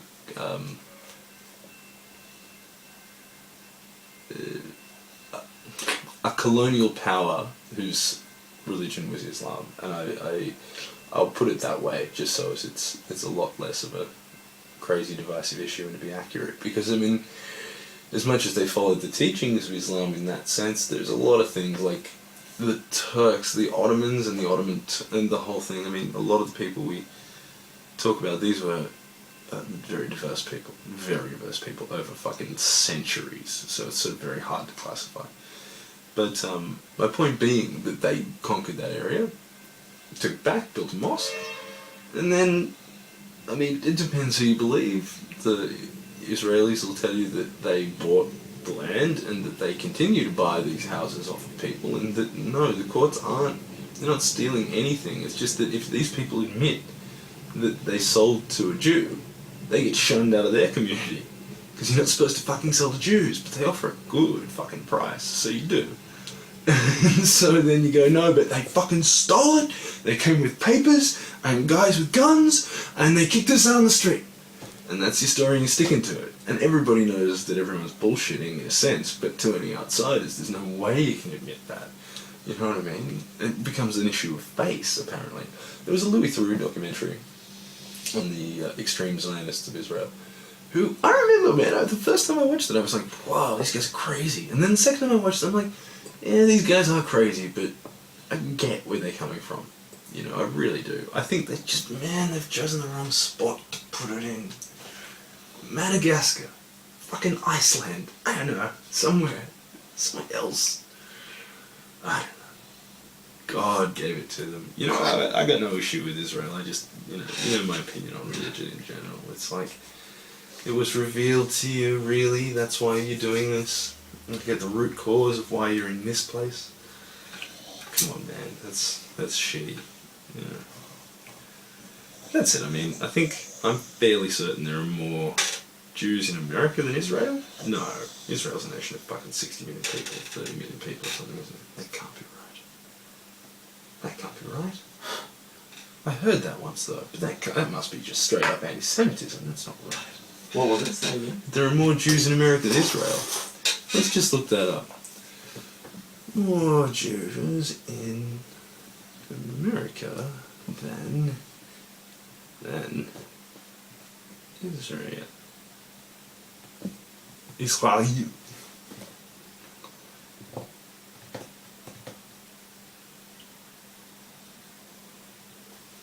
6 million in Israel only.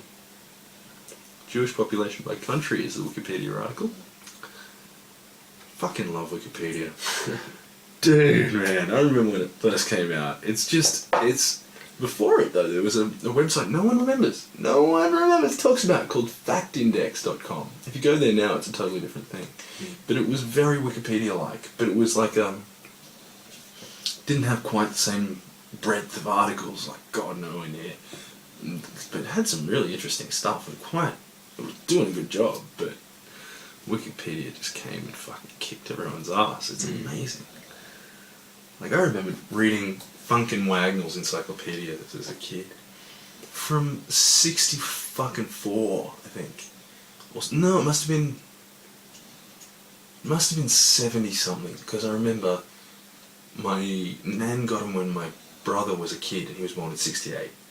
So there must have been early, and he was a little kid, so it would have been early 70s. And this was, you know, in the 80s and 90s only, and they were just so out of date. Like late 80s, I was just reading going, but that's, like, USSR is not a country. How do I find out about what's going on now? Like in the early 90s, you know, like, what do you mean? Like, but how, And it's just like, none of that's a problem now. Some guy, who knows who, somewhere out there, just writes it all down for you in this little condensed article from all of this vast information. He'll just bung it all down into one little 2-page, 10-page, whatever it needs. And then motherfuckers will actually argue about whether it needs to be longer or shorter or integrated into another article, so I don't have to be as confused anymore. It's just like, what? For me? For everyone out there? You guys did this for us? You guys are rad. Like, I've given them some money as well. Like, you know, back in the day when I've had a bit of cash, you know, I've given them a bit of money. Who's that? Like Wikipedia. When Jimmy Wales jumps up on the fucking thing with, if everybody gave just $10 right now, we could end this. I was like, if I see your fucking face again, Jimmy Wales, I've just given you $200 fucking dollars. Now, fuck off! I sent him a fucking email. It's like, is there some sort of thing I can do to my browser? Is there a level of money? It's just annoying. Like, I'm supporting you because I want to, but now it's like you're still on me? Like, come on, guys. And they said, "Oh, we're very sorry. It is a campaign we've run. Sorry it's so annoying to you, but thank you very much." It was just like a standard sort of thing. It's like, yeah, no, sorry, I'm a curmudgeon. You know, what are you gonna do? But yeah, just for me, just for everybody. It's like, I don't know. The Encyclopedia Britannica people never saw it coming. Never saw it coming. And they, up until the end, man, like, I think they're still doing it, aren't they? What? Encyclopedia Britannica. I don't know they do the print ones, do they? Still digital. I think they went digital. We'll look that up after this, I guess. Jewish population is Israel first, but fuck up. How you measure it depends how you measure it. Core Jewish population in Israel, they say the number is 6.103 million. But in the United States, it's hard to measure. It's somewhere between 5.7 and 6.8 million. So it's virtually the same number of people, Jewish people in Israel as the US. Which, I mean, you know, if you want a Jewish homeland, I guess that's not the same thing at all. But it's, you know, the whole Jewish homeland thing, it's a pretty good idea, man. There's fuck all of them. And somebody always seems to want them dead. You know? It's just somebody throughout history. Cossacks hated them, and the fucking, you know, pogroms have been done against them since the year dot. It's not just Hitler. You know, it's like, it's been this constant, don't marry a Jew, don't do this, don't, you know what I mean? Like, and it's just, I don't know if it was, if you want to be us and them for a bit, you know, if they were closed off and we went, fucking don't go near them, they're all closed off. But I don't think so. I think it would have been, you know how people were for the bulk of fucking European history, closed-minded, fucking couldn't see the forest for the trees, being motherfuckers with no memories and no imagination and superstition everywhere, and just like, they're different, fuck them, what the hell are you eating, get out of my town. Like, can you imagine what it would have been like to be someone who ate different food in London in the 1700s if you weren't careful? You know what I mean? Like, I can only imagine. So yeah, they've been subject to some shit, and I get it, you know, but I think that, you know, see, what I'm about to say is I think you can lay off a minute, guys, but even saying it, I know that's ridiculous. Like, what was I just saying? There's cunts next door who want them fucked. Like, exactly. Like, it's, the Holocaust only ended by means. It didn't end by intent. Like, no one who wants it done has the means to do it anymore. Not, no one wants to do it anymore. Imagine that. Imagine only being of a small community, and I guess, I don't know if they see themselves as a community. Like, all 12 million of the motherfuckers, or 20 million, or whatever it is. But, I mean, you know, there's fuck all of us, really. And we don't really seem to ever run out of enemies. You know what I mean? Like, you get a bit, no, we need a place and we need some decent walls and some decent fucking guns. Like, you would. I guess you could. That's it. I mean, that's... Why do we need walls and guns? Because the ideas will spread otherwise, that's why. You know? I mean... That and you leak taxpayers. That was the other big one. Like, since the year dot, you weren't allowed to go because you worked for him. You're the blacksmith. What do we do without the blacksmith? You can't go. Fuck you, stay in. You know what I mean? It wasn't... It's all about controlling labour and controlling who's got a blacksmith, for example. If you go off looking for better work, or if you're allowed to go off looking for better work, mate, I'll have to, what, pay you more to get you to stay? Fuck that, you're staying. You know what I mean? Make me let you go, then. Fuck nuts. Bigger gun, bigger sword diplomacy. It's just like, this idea of freedom of movement. I mean, we had it not too bad before World War One, and even before World War Two, to an extent. But less so. But dude, there were no. You could travel around Europe, especially no passports. I mean, passports weren't even a thing until, what was it, 1840, 18 something. There was the letter that diplomats would carry, which we all get like that version of on the inside of the passport. I, the Queen Elizabeth II, Her Majesty, blah blah blah blah blah. Ask the authority in this country to provide the bearer of this document free and safe travel in their country, as you would to myself, or whatever. You know what I mean? Like, it's a request for be nice to this guy and let him come back. But borders weren't controlled in the way that we sort of just think is default. You know, people could travel around. People emigrated from Italy to Ellis Island and Greece and everywhere, and very few people had passports. Most of these people were refugees-ish, but that wasn't that sort of stigma. It was like, of course I want to go somewhere better. What do you mean? There's no jobs and no food and no infrastructure here, so what the fuck do you mean?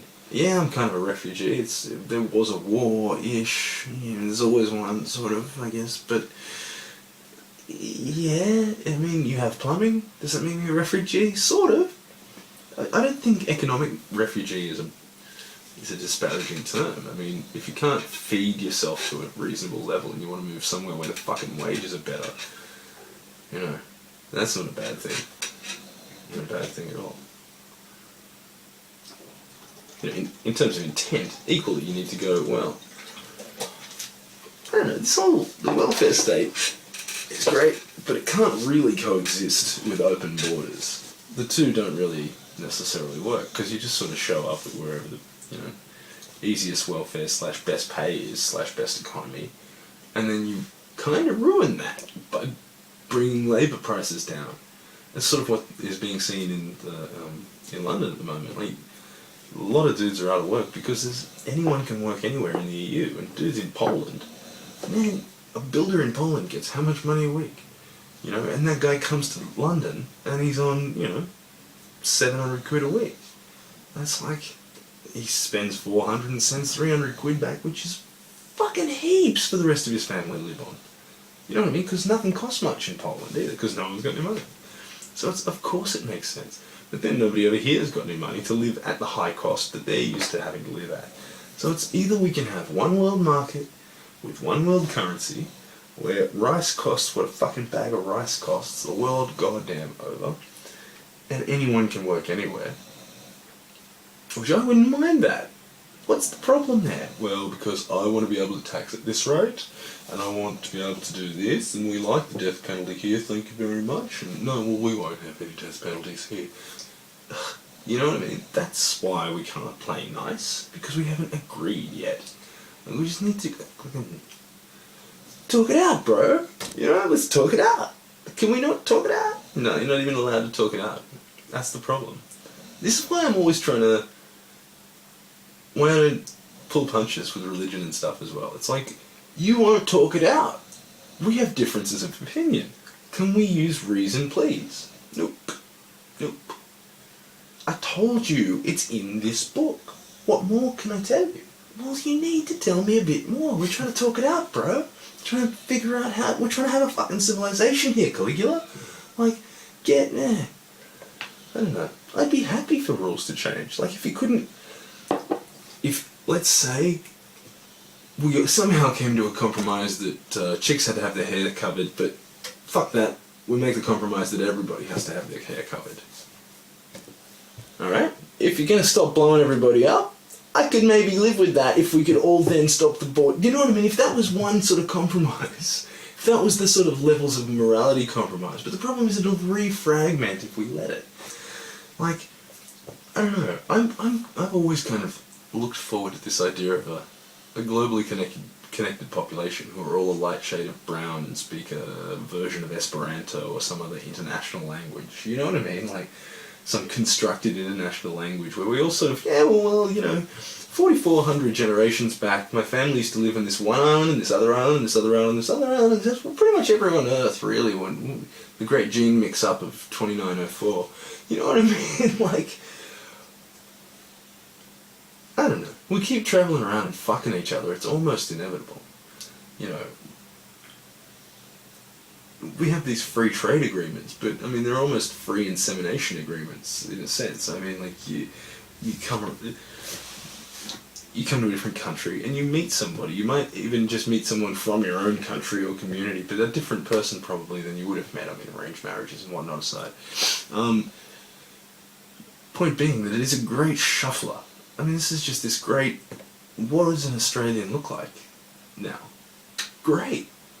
Great. Couldn't tell you where you were born based on what it's fucking fantastic. You know what I mean? Like, I'm not doing my part. I married a primarily white woman, but she's got like some black and some Romani in her past, so I guess I count. I got just nothing but white book. But still, the point is that, like, I'm all for it, dude. Just, I don't... We've come from different places. We have different cultural roots. But come on, we all like sugar and cocaine. We can come to some sort of agreement on this. Can we not, you know, like, there are many, many more things that we all agree on than that we disagree on. Oh, we're out of space. I think that's a wrap-up point. Well, you're not out of space, so we're going to wrap up into this. Thanks, everybody, for your time and enjoying the most interesting thing that I've done this week. So, see you again soon, I guess, suckers.